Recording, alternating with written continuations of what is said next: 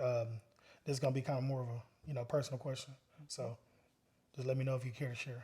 But you made a personal decision to have cosmetic surgery.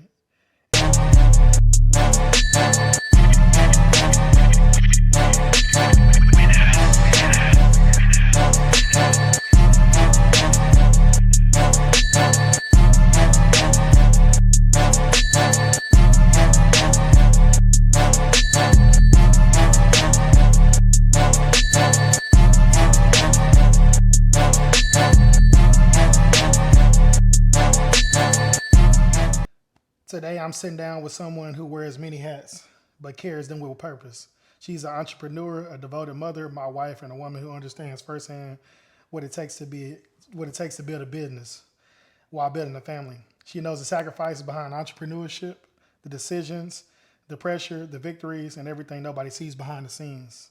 More importantly, I get the privilege of doing life with her. Welcome to the podcast, Shay. Thank you.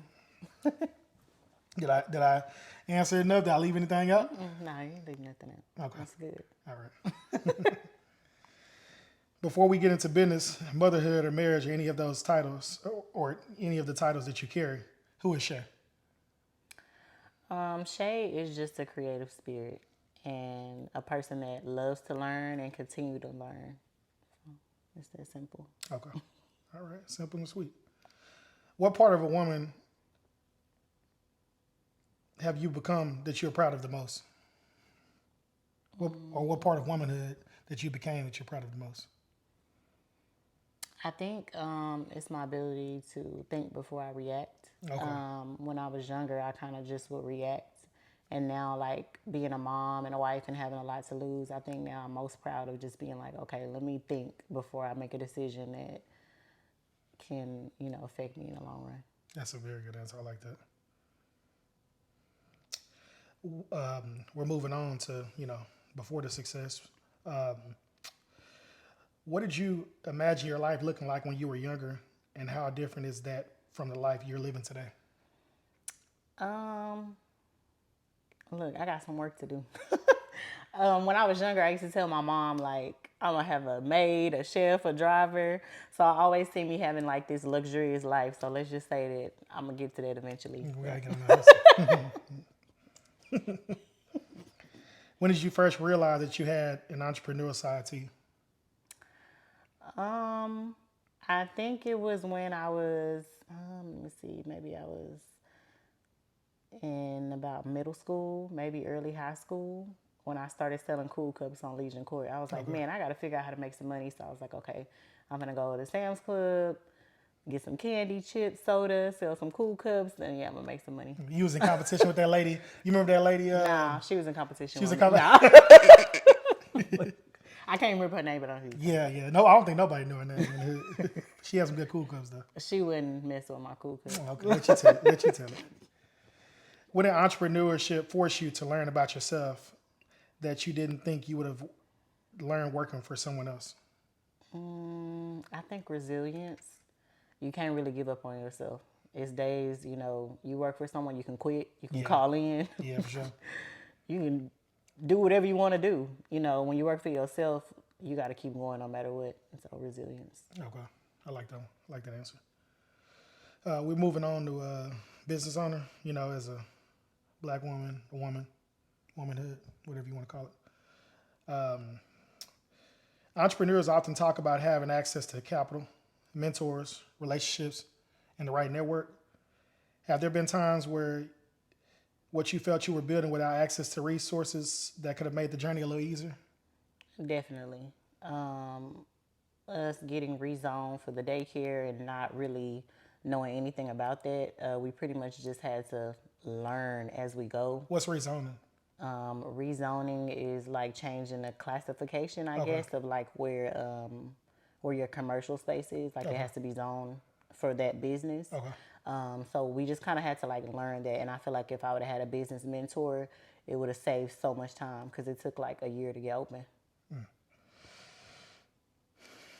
Have you ever felt pressure to change the way you speak, dress, or present yourself in a business environment? And how have you learned to balance professionalism with remaining authentic to who you are? Yes. The first answer to the question is yes.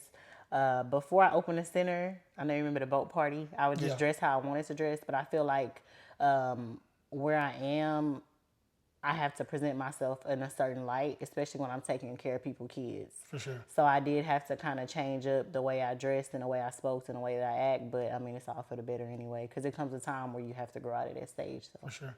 But do you feel like you're still remaining true to yourself and true to your your I think origin so. or Sometimes ethnicity?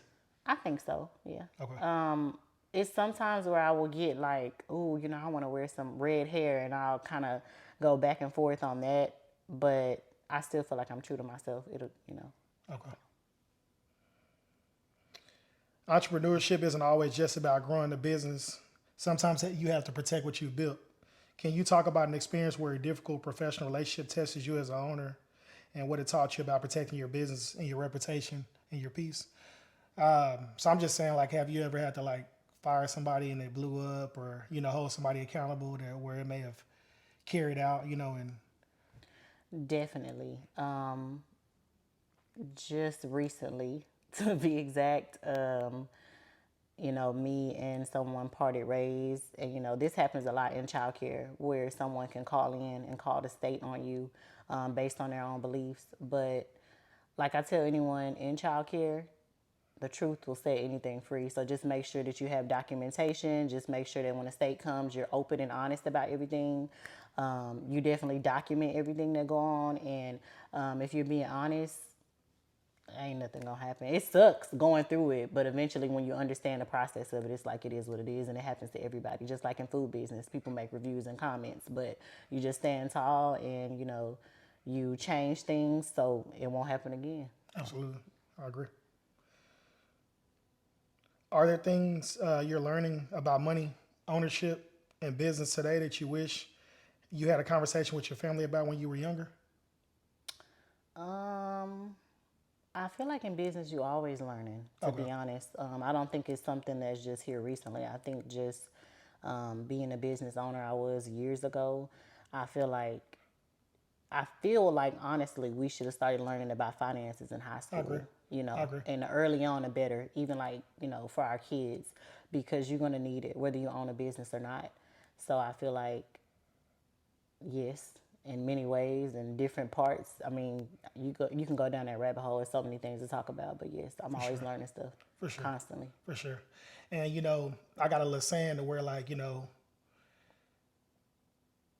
when you get in the You business, always got a saying. when you but for real though, when you get in the business it's adding up. But when you understand the business it multiply. Yeah. When you can read your financial statements, when you know where your business is headed, when you can set goals, Understanding taxes. understand the taxes. Once you get to understand the taxes, you're protecting the bag because it ain't about what you make, it's about what you take. But then you got to get to the point where you can secure the bag.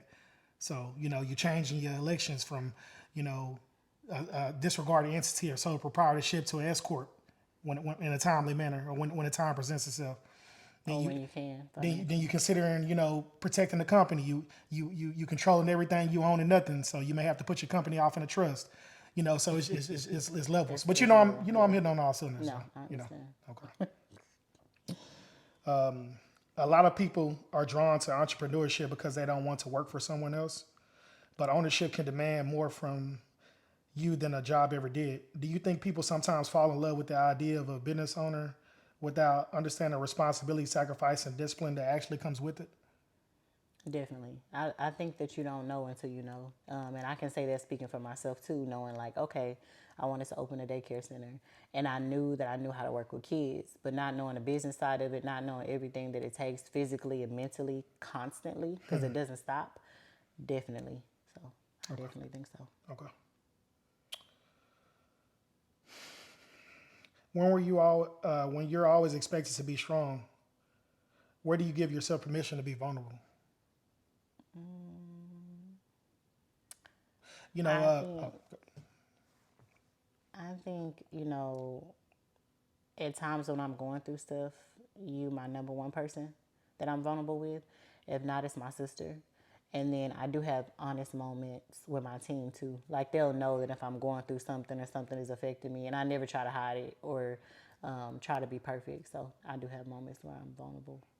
Do you think being vulnerable with your team, can hurt you in ways or It help you? It can, depends depending on the person. Okay. Yeah, but I think it also builds trust with the right people, and so they don't look at you in this light of like you perfect and you got it all figured out. Absolutely, I like that. What part of yourself do you refuse to lose just because you became a mother?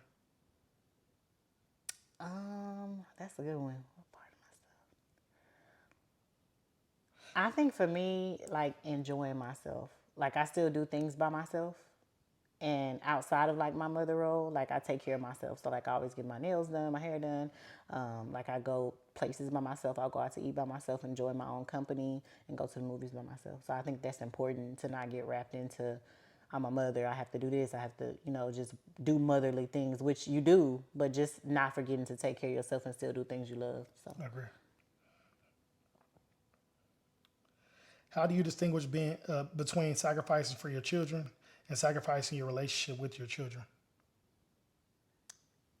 that's a Does that make sense? Kinda. So I'm gonna ask you the question again and explain it. So how do you distinguish how do you distinguish between sacrificing for your children, like as in like mama working to try to provide a better life, Gotcha. or mama having to get up early, to go to work when she may have not been able to take you out of school this morning, or she got to work longer hours, or being a business owner where you've had To to. what? To what is Oh, sorry. my bad. I'm just okay. And and sacrificing your relationship with your children.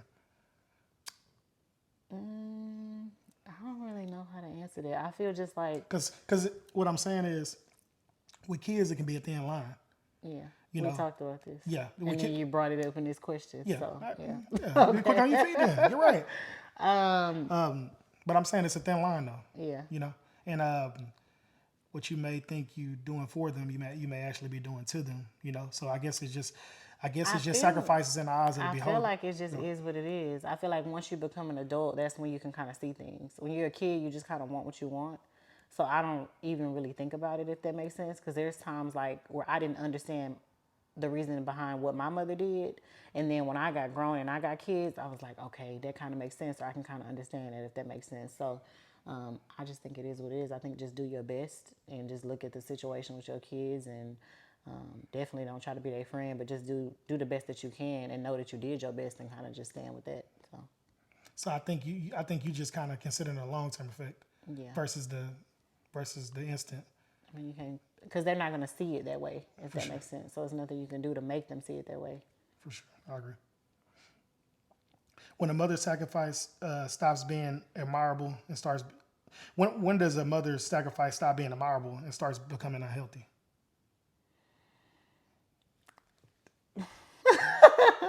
I don't know. Look,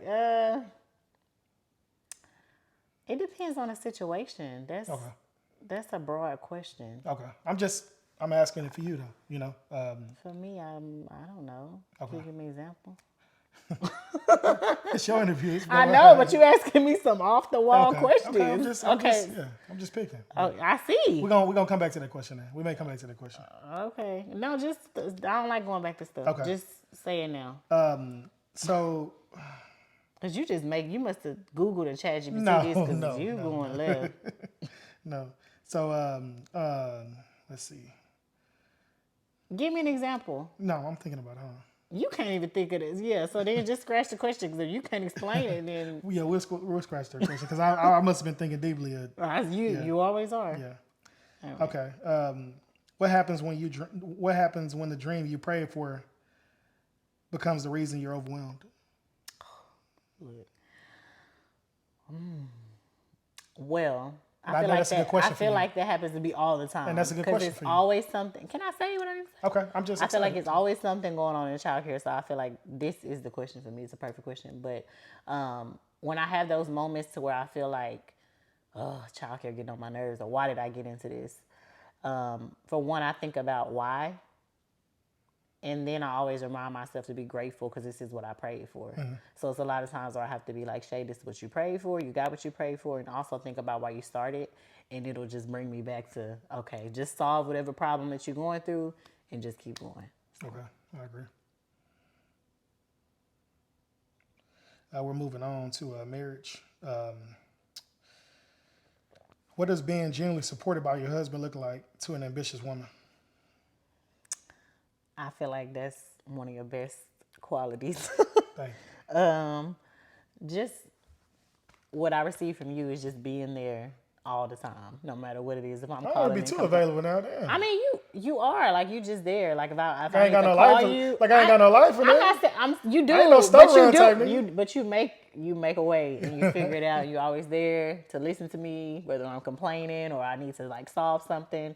You always one call away. If I can't do something for the kids, you always one call away and you figure it out and do it for them. So I think just being available, being a shoulder to like lean on all the time. And thank you if I don't tell you enough. Calm to see a storm. You are. Nah. Okay. What's something I do that makes it easier for you to pursue your goals, and what's something I can do better? Something that you do for me. And that's a question for us. Yeah. So I'm you can trying act to like think, that ain't yeah. there. No, Okay. I ain't about to lie. Something that you do for me is just keep me motivated and keep me going, just being my person all the way around. So like on days where I'm just like overwhelmed, you literally make everything easy for me, whether it's cooking, cleaning up, taking care of the kids, whatever it may be. I really don't know about anything that you could do better, and I'm not just saying that because you really do a lot. So You surprised me with that.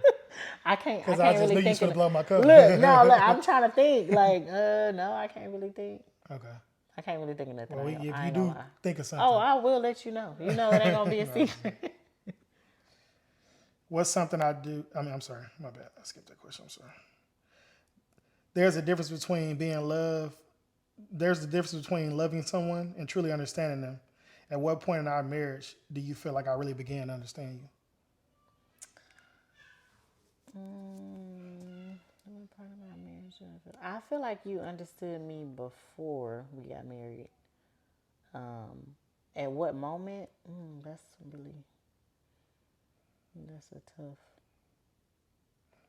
But you said before, so I mean that pretty much Yeah, answers but I the can't think of the exact moment, but it definitely was Okay. before we got married that I knew, like, okay, this person understands me. He understands how I think. He understands what makes me tick and just what works.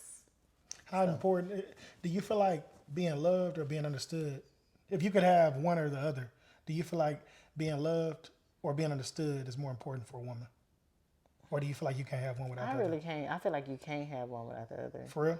Yeah. Damn. What do you feel? No, I just want to know. I'm a man. I want to know. Yeah, And I I don't want think the audience to get I to. don't think that you can have one without the other. Okay. But some people may experience love and not be understood. So. Okay. What's something marriage has taught you about yourself that you probably would never discovered on your own?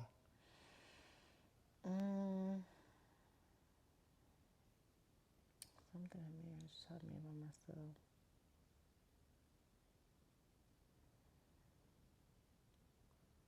Well, I think in general, is this your interview or mine? No, but since we're on the topic of marriage. Okay, go ahead. What do you? No, go ahead, because you made me lose my thought. Well, I just had to understand that teamwork make the dream work, and I grew up as an only child, so I really didn't understand partnership because I never really trusted people, with just my future, or just trusting them as far as having my back, Like I have friends, of course, but having a life partner that you can call on at the drop of a dime, because sometimes you don't want to be a burden to people, especially being a man, especially being an only child, you know what I'm saying? And, it just hit different, you know what I'm saying? When you got a lifeline. So marriage has really taught me how to trust, you know what I'm saying, and what a life partner means, and really just kind of honoring and understanding my vows and not being cliche, Yeah. So. I don't think it get no better than that. Okay. I ain't mean to. You took over my. I don't think it I get think no I better answered for the than both of us there. Yeah. Okay. People talk a lot about falling in love, but marriage eventually becomes about choosing each other. What does choosing your spouse look like when life isn't romantic? When you're tired, stressed, and raising children and building businesses? I think it becomes really easy to choose your spouse every day when they're your friend. Okay. I think so. Like, I think our friendship is like, so like powerful. You know, we started off as friends, so I think it'll just be so easy to choose you all the time because you're my friend first.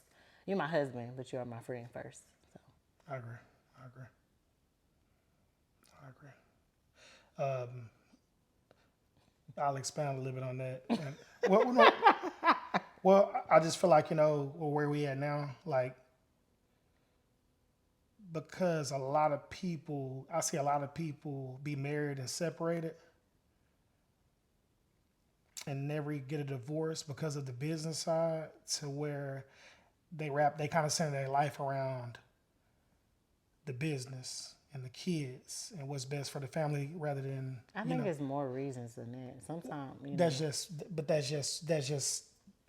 the topics that I've chose to, relate to that. Mm-hmm. But I'm saying that to say this is that you got to be intentional with your marriage. You know what I mean? You got to be intentional with your partner that that's you what pick. I'm saying. It starts there first. You got to be intentional with your partner that you pick for sure. The person that you marry. But I'm saying we're here now though, so I'm talking to you on where we at now. Okay. You know what I mean? We talking to our audience, the married folks, okay. Our niche. Okay. Niche. You got to be intentional, with just choosing that person again and still going on dates. Getting rid of the noise. Excluding, not bringing or not being keeping the kids in mind, but also being mindful of your spouse, if that makes sense. Yes. And speaking of that, I got a question for you. Mm. So, how do you deal with the noise of everything that's going around, of the girls that's on Instagram, of things that you see online? How do you stay, true to your marriage, especially in this time?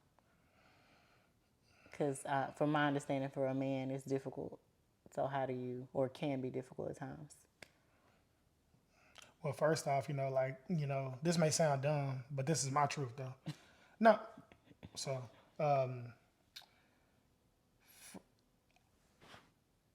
I came to terms with myself in the sense of if I can be loyal to my homeboys, I can be loyal to my wife. Okay. And you're a homie, lover, and friend. So I done got to the point to where I've kind of crossed over to where it hurt me to hurt you. So that's where it starts, and I feel like that's where it ends, and that's just the answer I can give to you. That it really hurt me to hurt you. You know what I mean? Like when you really get people where it hurt them to hurt you, to where it's like, damn, this person gonna be disappointed in me. Very. I won't never. I may not get their trust back. I may not get their respect back. That's a big thing for me. You know what I mean? So it's just really just about what you pride yourself on. If you're a selfless person or a selfish person. But just to sum it up, it just hurt me to hurt you, though. I respect. Does that make sense? Yeah, makes sense. I'm doing an interview. You always is. How do two people continue becoming their own individuals without growing apart?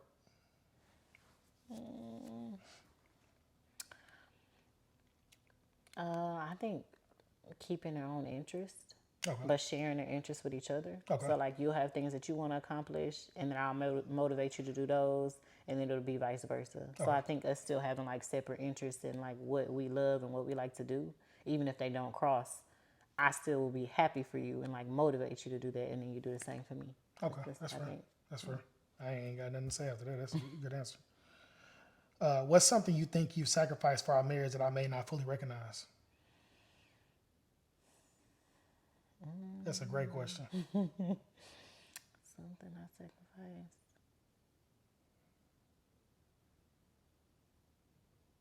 I don't think anything. Okay.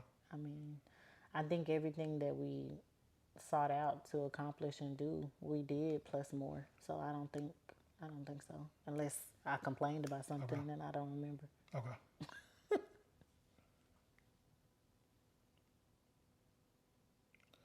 What's a moment in our relationship when you felt truly loved, not because I said it, but because something I did?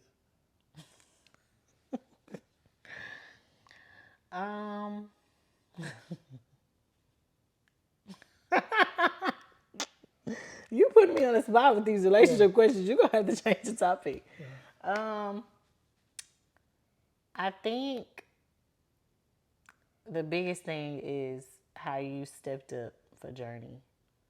I I think appreciate that that shit. I think that is the That makes most. that really. Thank you. I needed that for I'm real. not gonna lie. That was Appreciate. the Thank you for real. biggest. That was the biggest part of love Thank you. that you ever could have showed me. Just everything you do for her, you're gonna make me cry. But everything you do for Journey and just how you love Journey, that showed me.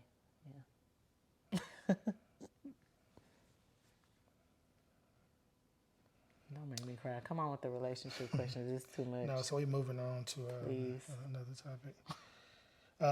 What does success cost a woman that people don't always talk about enough? Things of success.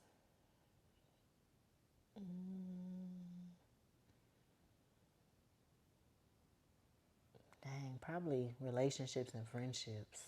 Oh man. Dang, because you know, being so driven sometime in your own goals, it's not that much time in a week.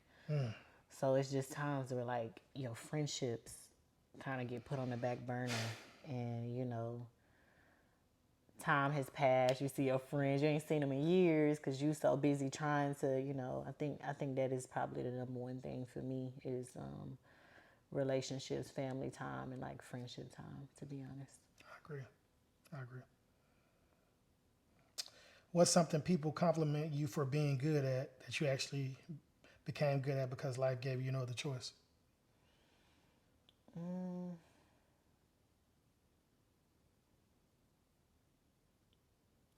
I think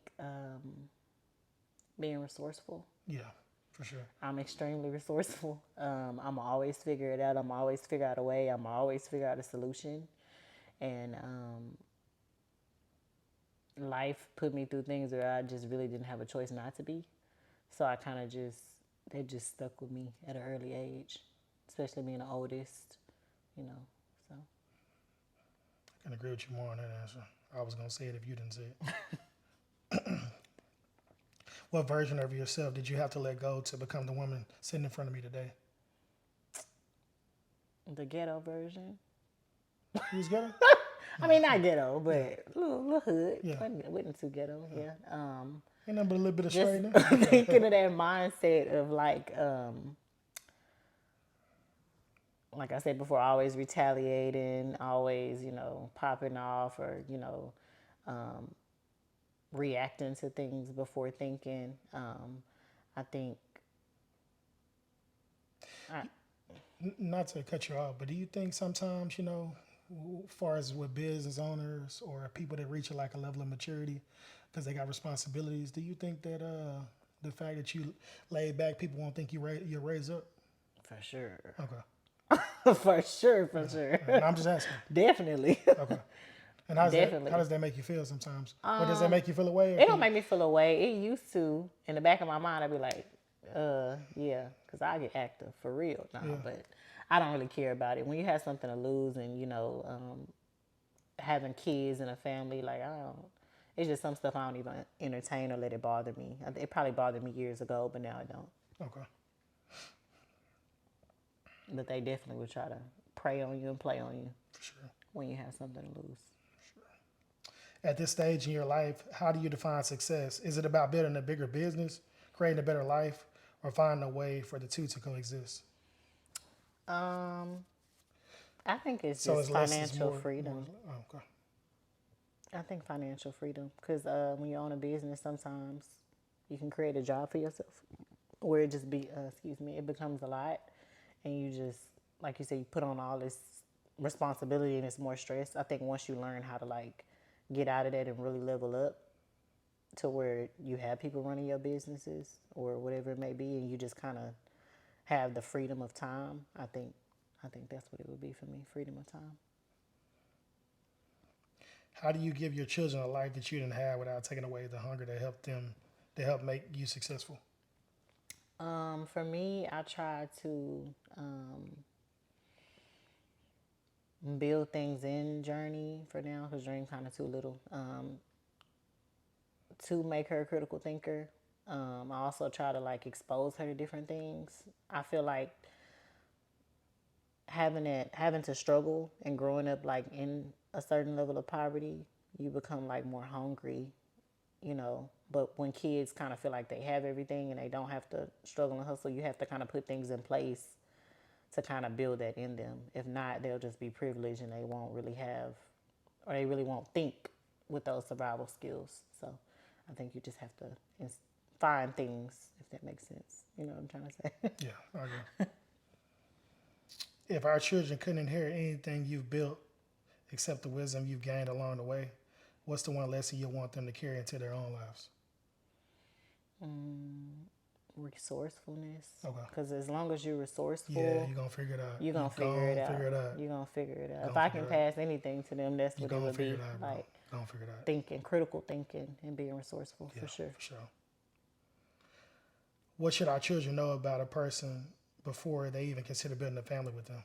You being a woman, you having girls. What would you encourage, somebody to seeking a partner, before they consider building a life with them? The first thing I probably would consider them is just wait until a male is older, for one. I wouldn't want them to try to seek a partner at like 18, between like 18 and 23. I just feel like that's like a bad age for males. Yeah.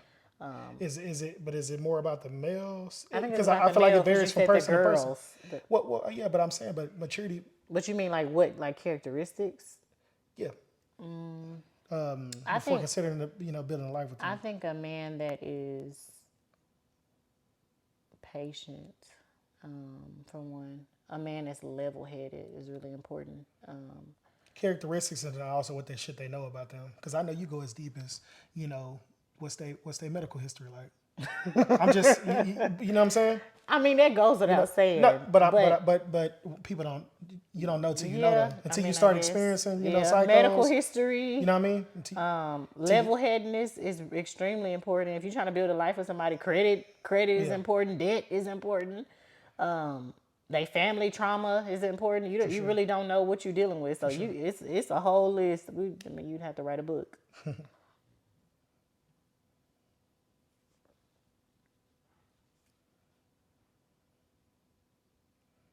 Okay, I'm sorry.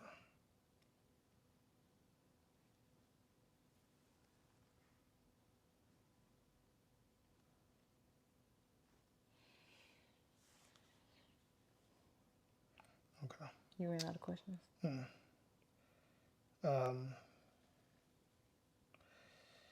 This is kind of like personal questions, but, general, personal.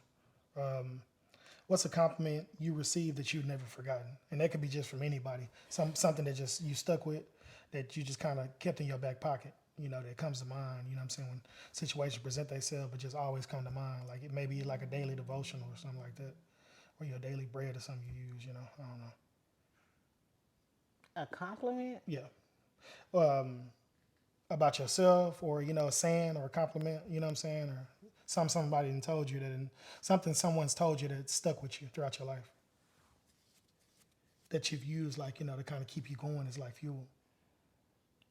Do anything come to mind, like, I probably would say, or anything like, you remind me of your dad. I think that's a compliment. Okay.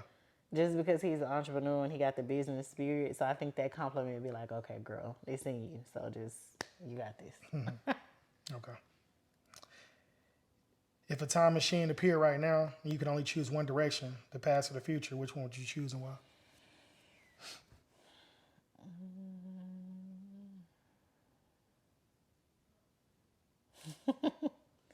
Maybe the past. Okay. Now that I'm talking about my dad, that kind of just went into that. Now, the past, I definitely would forgive my dad before he passed away. Okay. I think that's something that if I had a time machine, I definitely would do. That's what's up. What's something your parents did that you didn't understand until you became an adult? Parents, I know you said your dad passed away. So a parent or parents that did that you didn't understand until you became an adult? Probably everything my mom instilled into me. She was really hard on me, like really, really hard on me. But she taught me a lot of things, especially like how to carry myself, trust, and just teaching me about people. And I think that kind of, and definitely those lessons instilled who I am now. Okay. I didn't see it at first. I used to complain. But We never do. You made a personal decision. This is gonna be kind of more of a personal question. So just let me know if you care to share. But you made a personal decision to have cosmetic surgery, and I think there is a bigger conversation there about confidence and having freedom over your own body. If you're comfortable sharing, what led you to that decision, and do you think people are sometimes judged too harshly for choosing to change something about themselves? so that's a two-part question. Correct. What led me to that decision is it's just something that I wanted to do for myself. It's something I wanted for myself. Just like, when people get their teeth done or, Right. They get their breasts done or whatever it may be. That's what led me to the decision. What was the second part of the question? Oh, sorry. What led you to that, and do you think people are sometimes judged too harshly for choosing to change something about themselves? I think people are judged, yeah, but who cares? I mean, I feel like it's your body, it's your money, do what you want. Because the people that's talking about it probably can't afford to do it. If they would, they could, to be honest. That's just how I feel about it. So the biggest thing is just doing your research on the doctor, making sure the doctor don't have any like deaths or, anything like that. And just make sure you're doing your research on what you like. It's your life. I agree.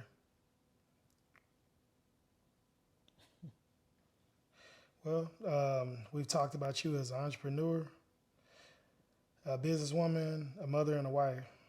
But when all the titles, accomplishments, and responsibilities are stripped away and everything's said and done, what do you hope people remember about Shay, the woman? I